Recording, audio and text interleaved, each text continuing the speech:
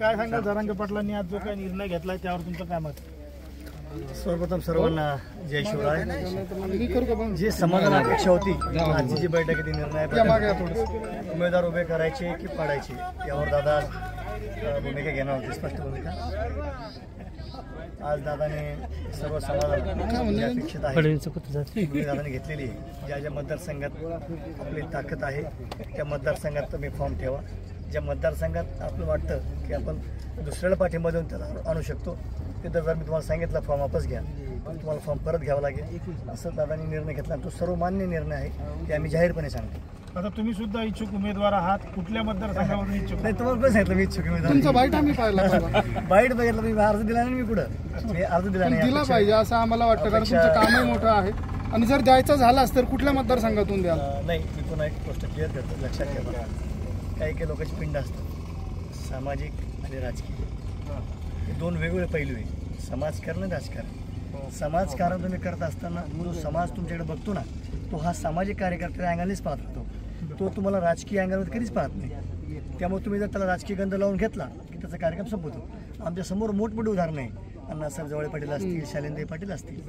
अण्णासाहेब पाटलांना समाजाने स्वीकारलं होतं, स्वीकारलं नाही डोक्यावरच घेतलं होतं। कैलास जोशी आमचे अण्णासाहेब पाटील आमचे नेते ज्यांच्यातून आम्ही घडलो, अखिल भारतीय छावा संघटना।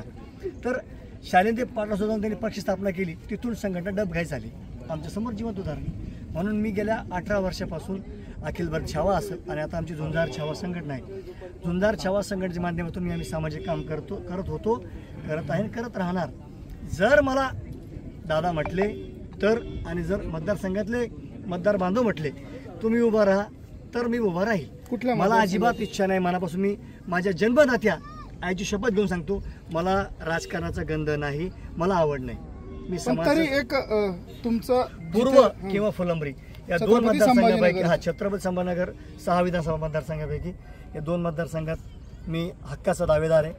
मी राहायला शहरात आहे, माझं बालपण माझं शिक्षण शहरात झालेलं आहे आणि फुलंब्री मतदारसंघासाठी म्हणतो मी झुंजार छावा संघटनेच्या फुलंब्री मतदारसंघात गावागावात शाखा आहेत आणि फुलंब्री मतदारसंघातल्या गावागावात छत्रपती शिवाजी महाराजांचे पुतळे स्मारक या हाताने बसवले। मी या हाताने 2 दिवस करमाडच्या लॉकअपमध्ये मला रात्र काढावी लागली। मग फुलंब्री मतदारसंघ तुमच्यासाठी अनुकूल आहे असं नाही का वाटत तुम्हाला? कारण त्या मतदारसंघामध्ये जे विद्यमान आमदार आहेत ते आता राज्यपाल आहेत किंवा जे त्यांच्या विरोधात आतापर्यंत लढत आलेले आहेत ते जालना जिल्ह्याचे माननीय खासदार झालेले आहेत।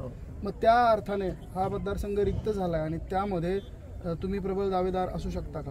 नक्कीच, जसं दादा आता आदेश दिला की सर्वांनी फॉर्म भरा, हा आदेश त्यांचा आहे, तेव्हा आदेश आम्ही डावलणार नाही।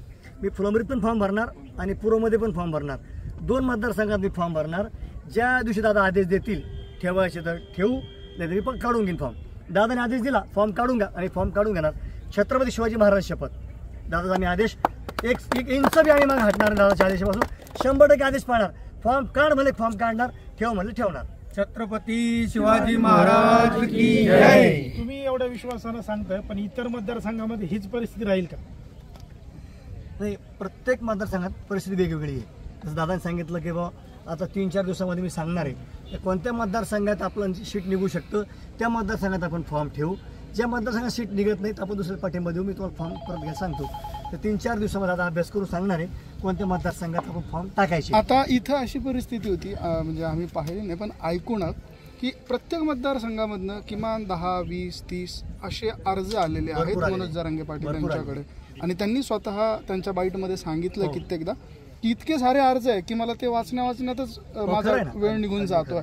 तर मग या सगळ्या अर्जांच्या मध्ये छाननी प्रक्रिया, त्याच्यानंतर कोण 1 नंबरला, कोण 2 नंबरला, कोण 3 नंबर, याचे काय निकष असतील? काय दादाची जी कोर कमिटी आहे या बाबतीत दादाची कोर कमिटी निर्णय घेईल त्याबद्दल। तुम्ही अत्यंत जवळ आहात त्यांच्या, त्यामुळे मला वाटतं तुमच्याकडनं काही इनपुट्स मिळू शकतात। कसं असतं लक्षात ठेवा, काही गोष्टीवर नाही बोललेलं बरं असतं, प्रोटोकॉल आहे। Yes, that's all. संघर्षयोद्धा आहेत त्यामुळं आणि त्यांनी समाजाला मायबाप मानलेलं आहे आणि आम्ही त्यांना संघर्षयोद्धा आणि आमचं नेतृत्व मानलेलं आहे। त्यामुळे लक्षात ठेवा, नेतृत्वाच्या पुढे जाऊन नेतृत्व करता येत नसतं। बरोबर, त्यांचं नेतृत्व मीच नाही सर्व समाजाने स्वीकारलेलं आहे, ते नेतृत्व सर्वमान्य आहे आणि ते नेतृत्व सांगेल ते आम्ही स्वीकारू आणि त्यांचं आम्ही सर्वतोपरी आहे बोलत देणार। कारण कोटकर भाऊचा त्याग आणि जे धडाडी व्यक्तिमत्व आहे, गेल्या अनेक वर्षापासून कोणत्याही शैक्षणिक क्षेत्रामध्ये असो, हॉस्पिटल असो आणि विद्यार्थ्यांचा असो किंवा गोरगरिबांचं कुठलीही आर्थिक मदत असो, कोटकर भाऊ रात्री म्हणजे कधीही फोन करू, कोटकर भाऊ एकदम एका कॉलमध्ये फोनपासून तत्परतेमध्ये जातात. त्यामुळे आम्हालाही असं वाटतं की असे व्यक्ती आमदार होणं ज्या गोरगरिबासाठी अत्यंत महत्वाचं आहे, की जे काम करू शकतील. काय वाटतं मिळेल का बरं त्यांना उमेदवारी? भेटेल ना. आज म्हणजे लोकांनी बघितलं, जो व्यक्ती डायरेक्ट दादापाशी फॉर्म घेऊन आला, जो कधीच आज म्हणजे कधी दिसलाही नाही, तो 13 महिने दिसला नाही किंवा अगोदरही त्यांनी समाजासाठी काहीच काम केलं नाही. लोक काही इतके वेडे नाही येत. आज कोटकर भाऊ सारखे कितीतरी म्हणजे आहेत अजून, पण कोटकर भाऊला मी किती वर्षापासून बघते, त्यांचं काम खूप चांगलं आहे. मीच काय, दुसरे लोक जे बघतायत ना, महिला बघतायत, अजून जे सगळं आमचा समाज बघतोय, त्यांना म्हणजे त्यांचं काम चांगलं आहे. कोटकर भाऊ सारखे अनेक अजून दुसरे असतील, ज्यांचं काम चांगलं आहे, त्यांना मराठा समाज निवडून 100% देणार आहे. कोणत्या मतदारसंघामध्ये सुनील कोटकर यांचं नाव चर्चेत आहे? पूर्व किंवा फुलंब्री? फुलंब्रीमध्ये पूर्व किंवा फुलंब्री, पण मी तर म्हणते कोणत्याही मतदारसंघातून राहू द्या, 100% ती निवडून येतील. नक्कीच. काय सांगाल, कुठल्या तुम्ही आणि तुमच्या मतदारसंघामध्ये कोणाच्या नाव चर्चेत? मी तालुका अंबड, जिल्हा जालना. सुनील भाऊ कोटकर विषयी सांगायचं म्हणजे एवढं की शब्दात नाहीत, एवढं सांगू शकतो आम्ही. आणि एवढं तळागाळाशी त्यांचा लढा आणि एवढे प्रश्न सोडवतात की आम्ही स्वतःच त्यांना कॉल करतोय की भाऊ इथं पेशंट आहे, इथं ह्याला हे केलं डॉक्टरनं, इथं बिल कमी करत नाही, तिथं ह्याचे प्रश्न आहेत, विद्यार्थ्याचे प्रश्न आहेत. तर भाऊ तत्पर आहे, 24 तास विद्यार्थ्याचे असू, समाजाचे असू, सेवेमध्ये आहेत. आणि संघटना असो, सामाजिक कार्य असो, का कोणाचं सुखदुःखाचं असो, अगोदर तिथे सुनील भाऊ कोटकर म्हणलं, नाव नुसतं सांगितलं तर काम होणार. मी एका डॉक्टर महेश शिंदेना नुसतं नाव सांगितलं होतं भाऊचं, तर म्हणे कोटकर भाऊला सांगा की मला भेटले. म्हणजे इथपर्यंत ओळख सांगायची गरज नाही भाऊची. त्यामुळे भाऊच आमदार, आम्ही भाऊला त्याच दृष्टिकोनातून बघतो की सुनील भाऊ कोटकरच आमदार पाहिजे. आणि इतकं धाडशी आणि खंबीर नेतृत्व की जे ह्या आंदोलनाला जे भरकटले याच्यातून, तर त्यांना भर रस्त्यात काळं फासलं त्यांनी. आजचा जो निर्णय झालेला आहे, जरांगे पाटील यांनी काही ठिकाणी उमेदवार द्यायचे आहेत आणि काही ठिकाणी उमेदवार पाडायचे आहेत किंवा आपण नंतर ते ठरवू, पण तुर्तास 288 मतदारसंघांमध्ये तुम्ही फॉर्म भरा असा जो निर्णय दिलेला आहे, त्याबद्दल काय वाटतं तुम्हाला? आम्हाला त्याबद्दल आम्ही सांगणार आहेत की बाकीचे जरी फॉर्म वापस घेतले दादानी, तर तेव्हा भाऊचा फॉर्म वापस घेऊ नका म्हणून अशी माझीच विनंती. आणि पूर्ण समाज पण हेच सांगणार आहे. आम्ही छत्रपती संभाजीनगर असू, ऑल महाराष्ट्रातले बांधव असू, भाऊ घरापर्यंत पोहोचलेले आहेत. गावातलं पहिलं घर ते शेवटचं घर. भाऊ म्हणतात की पहिल्या घरापासून सुरुवात पाहिजे तर शेवटच्या घरापर्यंत, ज्या घराला कडी कुलूप आहे त्या घरचे येईपर्यंत भाऊ थांबलेले की नाही, तो माझा बांधव शेतात गेलेला आहे, तो बांधव येऊस तर त्याचा प्रश्न सोडेपर्यंत मी इथंच आहे. म्हणजे जनतेच्या सेवेसाठी असा आमदार की जे 24 तास तत्पर सेवेत राहील, असे म्हणून आम्ही सुनील भाऊ कोटकर यांनाच आमदार ह्याने बघणार आहे. मिळेल का बरं उमेदवार? 100%. आता काही उमेदवार जाहीर होत आहेत, काही उमेदवार जाहीर झालेल्या आहेत. आता जे कोणी येईल गुडघ्याला बासिंग बांधून मला आमदार व्हा म्हणेल, यांचं काही तथ्य नाही आणि मी त्याला तथ्य समजत नाही. कारण की मी त्याला कधीच भूत न भविष्य, कधी दादाजवळ नाही बघितलं, कधी समाजात नाव नाही बघितलं, कधी त्यांनी समाजात कोणाला मदत केलेली बघितले. आम्ही 100 प्रश्न मी स्वतः भाऊकडे पाठवलेले आहेत. विद्यार्थी असू, सामाजिक असू, हॉस्पिटलचे असू, आपल्या प्रत्येक जिल्ह्यातला येणारा पेशंट मी भाऊकडे पाठवलेला. भाऊ ह्या पेशंटचं बिल कमी करून द्या, त्याला अशी अडचण आहे, त्यांचे छोटे बाळ आहे, याचं आहे. शैक्षणिक क्षेत्रात असू, पोलीस डिपार्टमेंट असू, कोणी धक्काबुक्की करू, कोणी धमक्या देऊ, सगळ्या क्षेत्रात जातात. नुसते काय शिक्षणाने आरोग्य क्षेत्रातच नाही, दुसरंही काही क्षेत्र असेल, कोणते बांधव अडचणीत असतील तर ते इथून दखल घेतात की म्हणलं दादा की आपला एक बांधव हे येऊ शकत नाही, तर ते तिथं स्वतः संपर्क करतात की भाऊ मी येऊ शकतो तुम्हाला भेटायला म्हणून. इथपर्यंत त्यांचं काम आहे. फुलंब्री विधानसभा मतदारसंघाचा जर आपण विचार केला तर सध्या तो पण चालेल, मध्ये पण चालेल, तो मतदारसंघ रिक्त झाला. हो, एक सेकंड, मला महाराष्ट्रामध्ये कुठे येऊ शकतात एवढी चर्चा आहे. माझा प्रश्न पूर्ण होऊ द्यावा प्लीज. की फुलंब्री विधानसभा मतदारसंघामधनं सध्या हा मतदारसंघ रिक्त झालेला आहे असं आपण म्हणू शकू, कारण विद्यमान आमदार हे आता राज्यपाल होते आणि तेथील जे त्यांचे विरोधी लढत होते ते आता खासदार झालेले आहेत. आणि त्या पार्श्वभूमीवर भाजपची नुकतीच यादी देखील जाहीर झाली आहे. अनुराधा चव्हाण यांना त्या भागातनं उमेदवारी जाहीर झाली अशी प्राथमिक माहिती समोर येते. त्यांच्या विरोधात ज्यावेळेस कोटकर हे लढतील तर कशा पद्धतीची लढत अपेक्षित असेल, काय होईल? ती निवडणूक सगळ्या महाराष्ट्राने बघण्यासारखीच राहील. आणि सुनील भाऊसाठी आम्ही सगळेच रस्त्यावर उतरणार आहेत, गावगाव जाणार आहेत. गावातलं प्रत्येक पहिलं घर ते शेवटचं घर आम्ही स्वतः जाणार आहे. आम्ही स्वतः महिला भगिनी रणरागिनी उतरणार आहोत आणि पूर्ण प्रकारे आमच्या बांधवांना आरक्षणचा मुद्दा, सामाजिक कार्याचा मुद्दा किंवा आजच नाही, गेले 20 वर्ष झालं सुनील भाऊ या क्षेत्रात काम करतात किंवा आजच थोडं त्यांनी की उमेदवारी, आणि त्यांनी नाही म्हणलं की मला आमदार करा म्हणून. हे जनता म्हणते, लोक म्हणतात, आम्ही स्वतः म्हणतो की आमचं कोणीतरी पाहिजे देणारा, म्हणून आम्हाला करायचं. नक्कीच. काय सांगाल एकंदरीत कुठून आला आहात तुम्ही आणि तुमच्या मतदारसंघामध्ये कोणाच्या नावाची चर्चा? बोला तुम्ही, बोला नंतर येतील ते. माहिती आहे का, मी विदर्भातून आलेली आहे आणि सुरुवातीपासून दादांच्या लढ्यामध्ये, सुरुवातीपासून म्हणण्यापेक्षा आधीपासून मी सोशल वर्करच आहे, अन्यायविरुद्ध लढण्याचंच काम करते. आणि इथे जो आपला विषय चालला आहे तो कोटकर भाऊचा विषय चालला आहे, त्याविषयीच मी थोडंसं बोलू इच्छिते तुम्हाला. खरं तर आज दादांनी जो निर्णय घेतलेला आहे त्या निर्णयाचं आम्ही सगळ्यांनी समाजाने तर स्वागत केलेलं आहे आणि निर्णय सगळ्यांनाच परिपूर्ण आहे आणि निर्णय हे खूप चांगला घेतलेला आहे दादांनी, पाडायचं आणि उभं करायचं आणि सगळ्यांना संधी दिली फॉर्म भरायची. दादांनी हा एक खूप मोठा आमच्यासाठी म्हणजे आम्हाला अभिमानास्पद आहे की आम्ही सगळे फॉर्म तरी भरणार आहोत, जे कोणी आम्ही उमेदवार असतील ते. नाराजी कुणाचीच नाही याच्यामध्ये, नाराजी कोणाचीच नाही. आणि आम्ही दादाला हेही सांगितलं की दादा जेव्हा केव्हा सांगतील आम्हाला ते फॉर्म वापस घ्या आणि एक फॉर्म ठेवा, ते सुद्धा आम्ही करायला सगळेच तयार आहोत. कारण आम्ही जे माहिती आहे का, आम्ही सुरुवातीपासूनच म्हणतोय की जरांगे पाटील जे म्हणतील ते तोरण आणि बांधतील ते तोरण आणि म्हणतील ते धोरण आहे आणि तेच आमच्यासाठी अंतिम निर्णय असणार आहे, आमचे योद्धे जे म्हणतील ते. आणि जरांगे पाटलांनी वेळोवेळीच आपल्याला सांगितलेलं आहे की मला आणि माझ्या समाजाला कधीच राजकारण नको आहे, पण तुम्हाला माहिती आहे की फडणवीस मला राजकारणाची आज वेळ आली आहे, म्हणून जरांगे पाटलांना आज हा निर्णय घ्यावा लागला आहे. आणि जे आता आपण बघत आहोत की सत्तेमध्ये असणारे सगळे चोर आहेत, असे चोर सत्तेमध्ये पाठवण्यापेक्षा जर अन्यायाविरुद्ध लढणारे आमच्या कोटकर भाऊसारखे जर सत्तेमध्ये पाठवले, विधानसभेत पाठवले तर निश्चितच अन्यायाविरुद्ध जो लढा आहे त्या लढ्याला न्याय भेटल आणि निश्चितच विधानसभेमध्ये प्रत्येक गोरगरिबांचे प्रश्न असतील, शेतकऱ्यांचे प्रश्न असतील, विद्यार्थ्यांचे प्रश्न असतील किंवा बेरोजगारांचे प्रश्न असतील, त्यावर आवाज उठवण्यासाठी निश्चितच असे योद्धे तिथे गेलेच पाहिजे. ही म्हणजे समाजही म्हणतो आणि दादाही म्हणतात का, तर आम्हाला आता देणारे नाही तर म्हणजे घेणारे नाही तर देणारे बनायचं, त्यासाठी असे योद्धे आमचे गेलेच पाहिजे. कारण कोतकर भाऊ म्हणजे एक अन्यायाविरुद्ध लढणारी एक बुलंद तोफ आहे आणि निश्चित असे योद्धे गेलेच पाहिजे. हे आम्ही सुद्धा पाटलांना सांगतो की असे योद्धे तुम्ही पाठवलेच पाहिजे. आंदोलन काळात आता ॲक्च्युली माझा मतदारसंघ राखीव आहे, पण मी सुद्धा विधानसभेसाठी मी सुद्धा इच्छुक उमेदवार म्हणून दादांकडे फॉर्म भरलेला आहे हातगाव आणि हिमायतनगर मतदारसंघातून. आणि आम्ही पण म्हणजे अजून एक माझे बंधू आलेले सोबत, बंधू आलेले आहेत, म्हणजे हा पण तिथला इच्छुक उमेदवार आहे. अशा आम्ही तिथूनही अर्धा इच्छुक, तुम्हाला माहिती आहे की दादानी माहिती आहे का, अर्धा इच्छुक उमेदवारांचे फॉर्म स्वतः बोलून म्हणजे बायोडाटा घेतलेला आहे आणि अशा प्रत्येकच मतदारसंघातून 8 ते 10 इच्छुक उमेदवार आलेले आहेत. आणि दादांनी आज माहिती आहे का कोणालाही नाराज केलेले नाहीये की प्रत्येकानेच आपापले फॉर्म आपापल्या मतदारसंघामध्ये प्रत्येकानेच भरायला सांगितलेले, त्या अनुषंगाने आम्ही पण भरणार आहोत आणि ताकदीनिशी जर का दादांनी संधी दिली तर निश्चितच ताकदीनिशी आम्ही लढणार आहोत. आंदोलन काळात आम्ही तुम्हाला बऱ्याचदा या दरम्यान आंतरवाली सराटी किंवा जी काही रॅलीज वगैरे होत्या, मुंबईची रॅली होती, शिवाय मराठवाडा दौरा होता, या दरम्यान आम्ही बऱ्याचदा तुम्हाला त्या आंदोलनाच्या दरम्यान बघितलेला.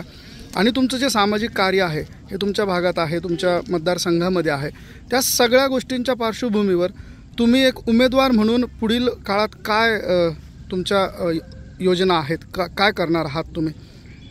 तुम्ही बघतायत की आता जे सत्तेत लोक आहेत की वेळोवेळी प्रत्येकांवर अन्याय होत आहेत. आज महिला प्रश्न असतील, विद्यार्थ्यांचे प्रश्न असतील, शेतकऱ्यांचे प्रश्न असतील, आरक्षण तर आमचं आहेच, आरक्षणासाठीच पाटलांनी हा लढा उभा केला आणि त्या अनुषंगानेच आम्ही आज एकत्र आलो. खरं तर माहिती आहे का, मराठा समाज कधी एकत्र आला नव्हता, पण आज लसणाच्या गड्ड्यासारखा तो एकत्र झालेला आहे आणि ह्या आम्ही कधीच पाकळ्या होऊ देणार नाही आहेत का, तर आम्हाला लढायचं आहे.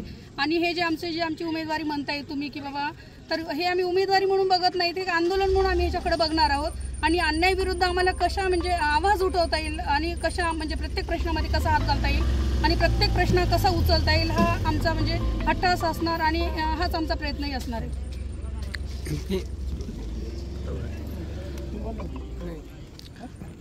नाव विचार. नमस्कार, जय जिजाऊ, जय शिवराय. मी दत्तात्रय घारे पाटील. सुनील भाऊ कोटकर यांच्याविषयी जर बोलायचं झालं तर 6 महिने कमी पडतील, कारण त्यांचा जीवनाचा प्रवास हा 25 वर्षापासून चालू झालेला आहे.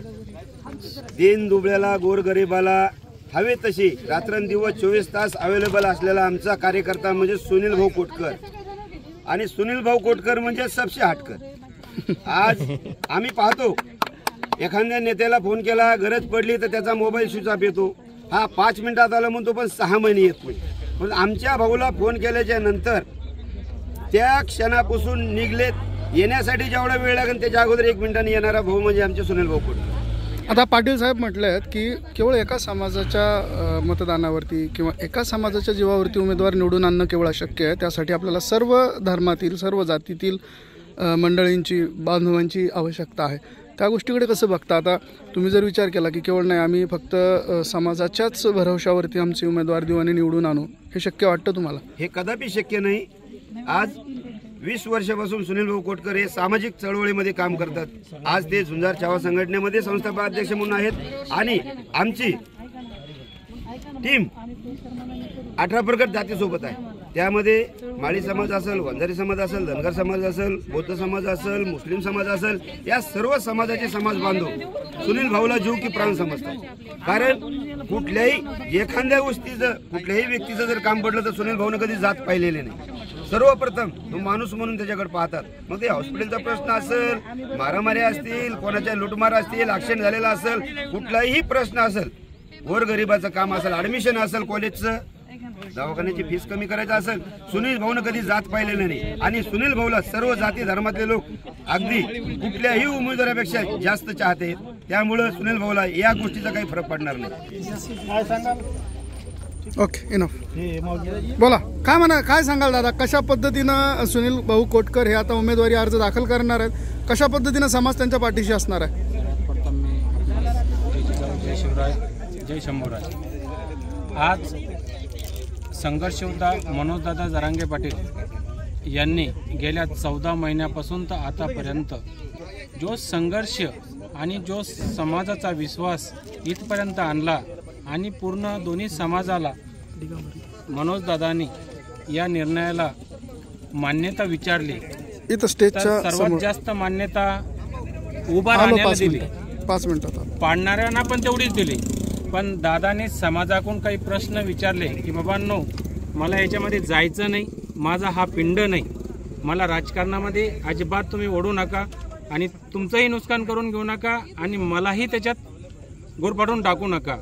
पण समाजाच्या आग्रह खातीर, समाजाच्या पुढं न जाता समाजाला मायबाप मानल्याच्या नंतर समाजाने जो निर्णय दिला तो दादांनी निर्णय स्वीकारला आणि दादांनी त्याला मान्यता दिली की मी आता प्रत्येक मतदारसंघामध्ये जिथं उमेदवार निवडून येतील तिथं मी उमेदवार देईल. जिथं पाडायचं तिथं उमेदवार पाडल्या जाईल. ज्याच्याकडून 500 रुपयाचा बॉन्ड तयार करून तो आपल्याला पाठिंबा देईल अशा आमदाराला आपण पाठिंबा देऊ. सुनील भाऊ कोटकर हे निवडून येऊ शकतात का, किंवा त्यांचं जे सामाजिक कार्य त्याबद्दल काय सांगाल?